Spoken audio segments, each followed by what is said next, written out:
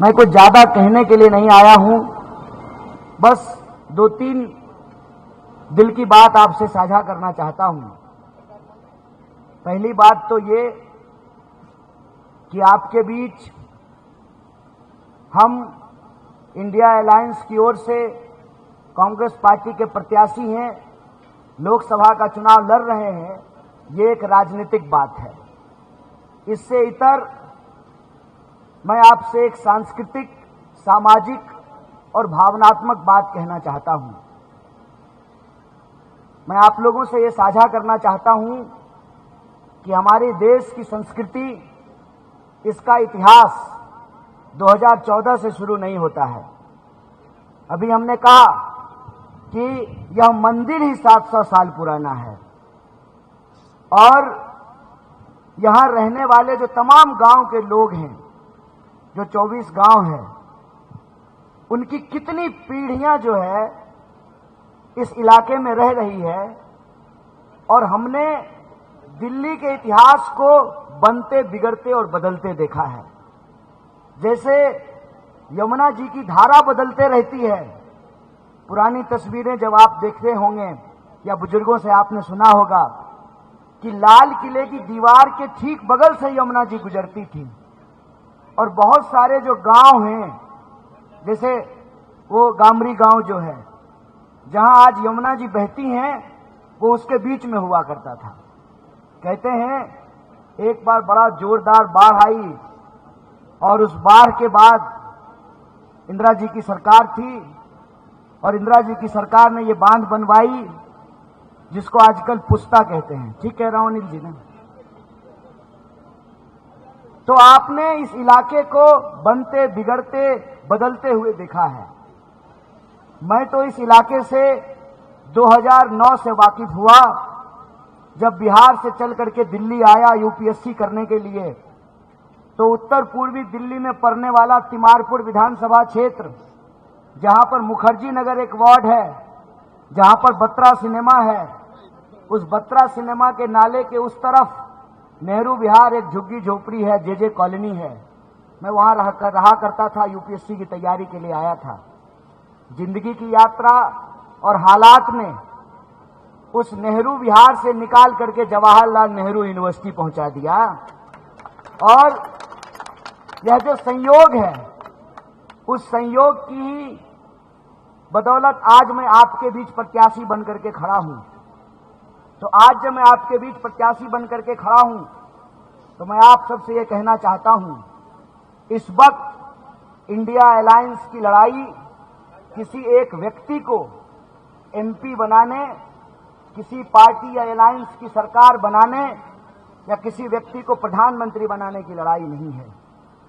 हम जो देश में स्थितियां पैदा की गई है, उसकी बदौलत यह महसूस कर रहे हैं, यह समझ रहे हैं कि देश की संस्कृति और इतिहास को तोड़ा मरोड़ा जा रहा है।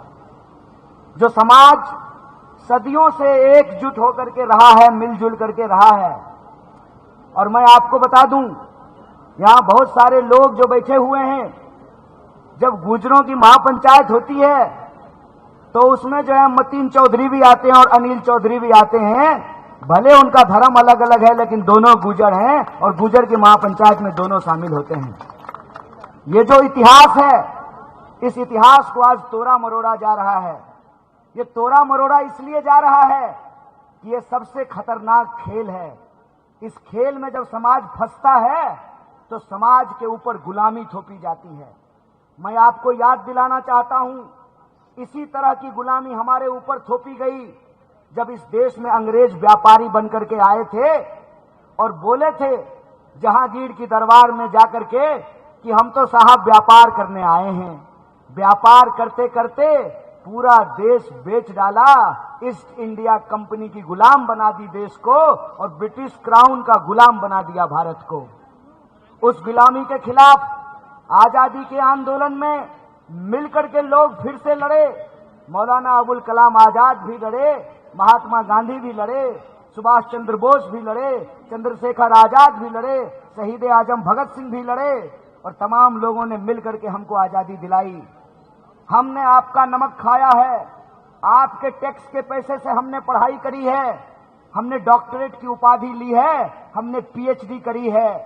हम यह समझ रहे हैं कि फिर उसी तरीके से समाज को जैसे अंग्रेज लड़ाया करते थे, आज समाज को ये लड़ा रहे हैं, समाज को ये बांट रहे हैं, ताकि समाज की जो संपत्ति है, जो धन दौलत है, देश के नाम पर दो चार दोस्तों की तिजोरियों में पहुंचाया जा सके। मेरा एक सीधा सवाल है, आजकल घूम घूम करके भाजपा के नेता हमारे खिलाफ झूठ बोला करते थे। जब इनकी झूठ में उत्तर पूर्वी दिल्ली की जनता नहीं आई, इनकी झूठ पर जब लोगों ने भरोसा नहीं किया, लोगों ने कहा कि कन्हैया को गाली देना बंद करो, ये बताओ कि नाली क्यों नहीं बन रहा है। जब यह सवाल पूछा जाने लगा तो उन्होंने दूसरा तरीका अपनाया। विपक्ष का गला दबाने के लिए, विपक्ष को समाप्त करने के लिए इन्होंने 3 तरीके अपनाए हैं। पहला तरीका कि ये लोगों को बदनाम करते हैं, झूठ बोलते हैं। दूसरा तरीका, ये लोगों को डराने का प्रयास करते हैं। और तीसरा तरीका, अदानी जी के पैसे से लोगों का ईमान खरीदने की कोशिश करते हैं। पहला तरीका इन्होंने अपनाया, व्हाट्सएप पे झूठा मैसेज चलाया, कहते हैं हम देश के खिलाफ हैं। वाह रे बबुआ, नया नया सरकार बनाए, दो टर्म सरकार क्या बनाए कि हमसे हमारा इतिहास पूछने लगे हो। तो कान खोल करके सुन लो, हमारी रगों में स्वतंत्रता सेनानी का खून बहता है। जैसे हमारे पुरखों ने स्वतंत्रता सेनानी बनकर के इस देश को आजादी दिलाई, वैसे ही हम संविधान सेनानी बन के इस देश के संविधान की रक्षा करेंगे।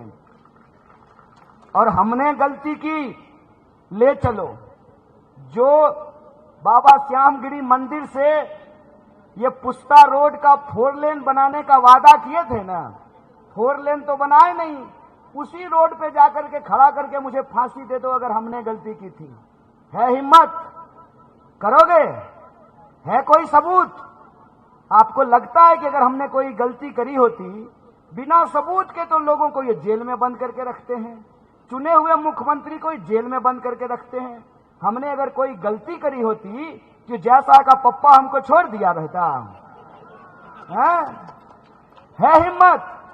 तुमको हिम्मत नहीं है, और तुम्हारा खेल हम समझते हैं, तुम्हारा खेल हम समझते हैं, इसीलिए तुमको डर लगता है।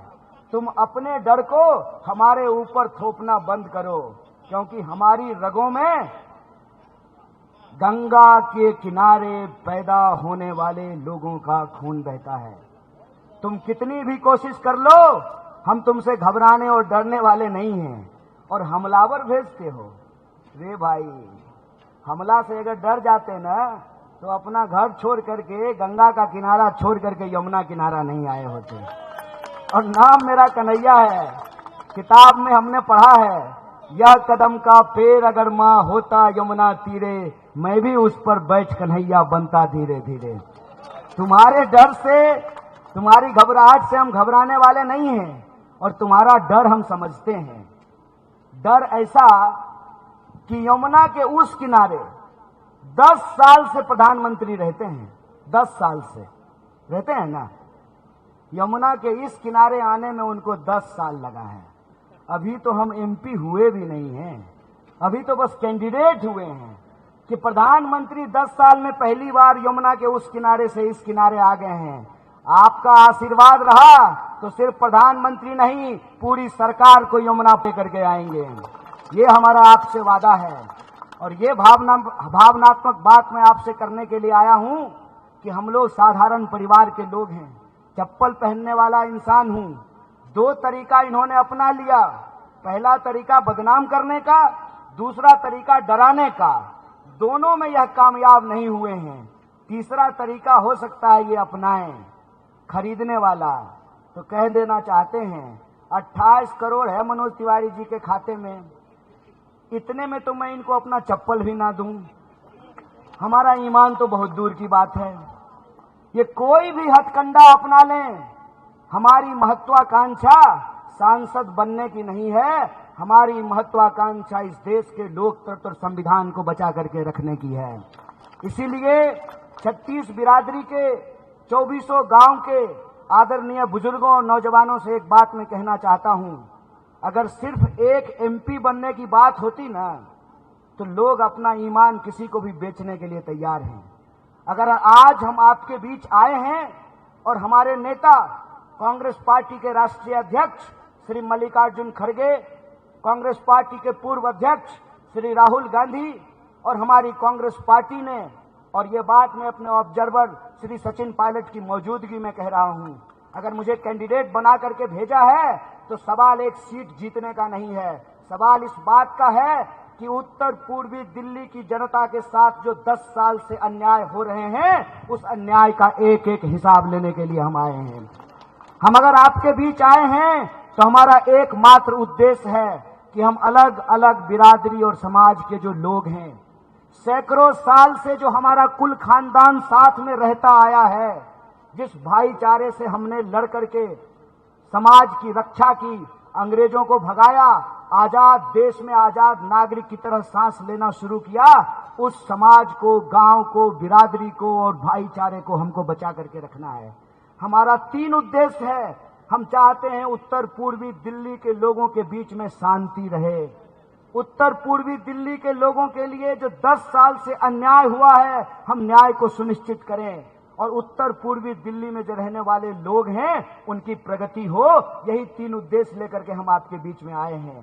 शांति, न्याय और प्रगति का उद्देश्य लेकर के हम आपके बीच में आए हैं। और आपको प्रगति की बात मैं इसलिए कहता हूं, आप सब लोग जानते हैं यमुना के उस किनारे और इस किनारे में कितना फर्क हो जाता है। जब आप पुल क्रॉस करके इधर से उधर जाते हैं, दिल्ली बदल जाती है। आप पुल क्रॉस करके उधर से इधर आते हैं, दिल्ली बदल जाती है। क्यों होता है ऐसा? ऐसा इसलिए होता है कि जो लोग गद्दी पे बैठे हुए हैं वो हमको बार बार अपमानित करते हैं। दिल्ली की 7 सीट है, 6 सीट पर बीजेपी ने कैंडिडेट बदल दिया, लेकिन उत्तर पूर्वी दिल्ली पर कैंडिडेट नहीं बदला। क्यों नहीं बदला? क्योंकि बीजेपी सोचती ये है कि ये उत्तर पूर्वी दिल्ली के लोग हैं, ये हमारा क्या कर लेंगे।